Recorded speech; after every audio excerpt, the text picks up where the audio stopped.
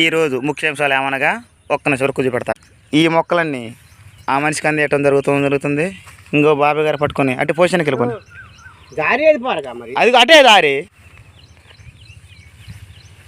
అట్ట అందేయటం జరుగుతుంది.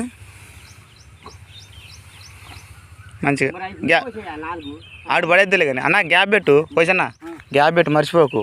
గాలాడ లేకపోతే మామిడొస్తాయి మొక్కలకి. మధ్యలో అసలు కలిపి దింగు వచ్చేది. ఇది మై వర్క్ టుడే ముఖ్యాంశాలు. మళ్ళీ మధ్యాహ్నం కలుసుకుందాం ఫ్రెండ్స్.